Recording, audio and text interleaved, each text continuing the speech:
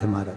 तो चढ़ाने के बाद में रिपोर्ट अच्छी आती है। ऐसा नियम है, कहीं ठेका कोई ठेकेदारी करते ना, जो ठेका भरते हैं कि भाई मेरा टेंडर आना चाहिए, मेरा ये काम होना चाहिए, मेरी मल्टी बनना चाहिए, या मेरा ये काम के लिए जा रहा हूं, ये काम फतेह होना चाहिए, उसके सबके हाथ पैर जोड़ने से अच्छा है एक काम करो, बस 108 सरसों के फूल उठाओ, शंकर जी का उद्धतेश्वर महादेव का नाम लिखो और छोड़ दो, शिव जी के ऊपर एक एक कर चढ़ा दो, वो ठेका तुम्हें ही मिलेगा, वो काम तुम्हारे पास ही आएगा।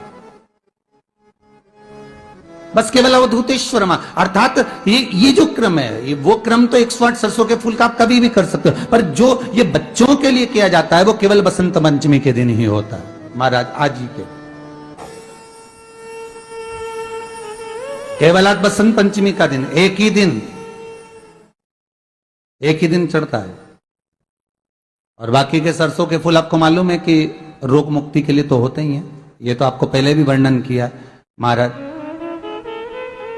कि जब कोई एकदम रोग आ जाए और डॉक्टर एकदम बोल दे कि ये रोग भारी आ गया है और इसकी जांचें जाएंगी और फिर ये कुछ भी हो सकता है, तो क्या करा जाता था कि 108 सरसों के फूल लाकर तुरंत शंकर भगवान को चढ़ाए जाते थे। उसका एक समय है सरस्वती का, कौन सा समय है? सुबह ब्रह्म मुहूर्त से लेकर जब पितरों का समय चालू होता है। पितरों का समय कौन सा है? 10:30 से 11:30, 12 बजे तक मान लो अपन, ये पितरों का समय। तो उस पितरों के समय से पहले माता सरस्वती का समय, उस पितरों से पहले माता लक्ष्मी का समय, ये निश्चित है।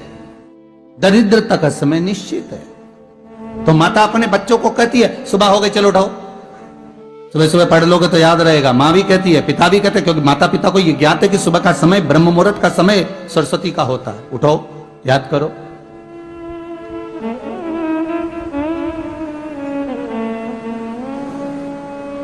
उठाया गया, बच्चों को पढ़ाया गया।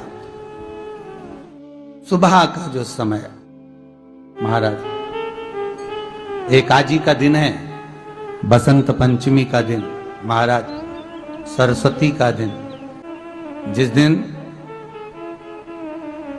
जो बच्चा पढ़ने में कमजोर होता है उसके हाथ से बसंत पंचमी के दिन सरसों के 31 फूल शंकर जी को चढ़ा दिए जाते हैं, तो बच्चा पढ़ने में अव्वल निकल जाता है। उसके बच्चे को कभी नहीं कह सकते कि पढ़ने बैठ, वो खुद बैठेगा। बस केवल अवधूतेश्वर अर्थात ये जो क्रम है, ये वो क्रम तो 108 सरसों के फूल का आप कभी भी कर सकते हो, पर जो ये बच्चों के लिए किया जाता है वो केवल बसंत पंचमी के दिन ही होता है महाराज। आज ही के गुरु जी वैकुंठ चतुर्दशी आएगी तो उस दिन तो आप बताते हो कि हरिहर मिलन होता है। रात्रि को 12 बजे से लेकर सुबह 4 बजे तक शंकर भगवान पर तुलसी चढ़ती है वर्ष में एक बार, और भगवान लड्डू गोपाल पर, शालिग्राम भगवान पर बेलपत्र चढ़ती है।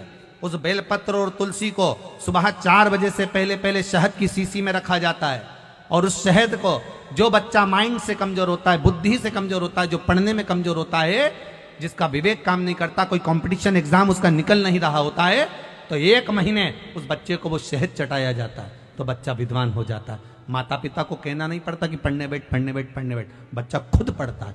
माता पिता नहीं कहते फिर कि पढ़ने बैठो, वो खुद पढ़ेगा। तो वैकुंठ चतुर्दशी के दिन आप कह रहे हो कि चतुर्दशी के दिन तुलसी नहीं तोड़ना चाहिए, द्वादशी के दिन तुलसी नहीं तोड़ना चाहिए, तो फिर वैकुंठ चतुर्दशी के दिन जो चढ़ाना है, 1 दिन पहले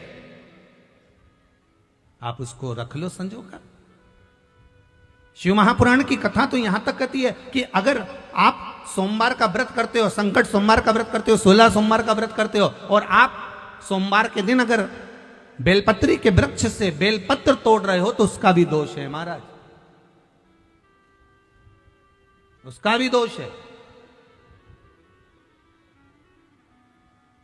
1 दिन पहले तोड़ो।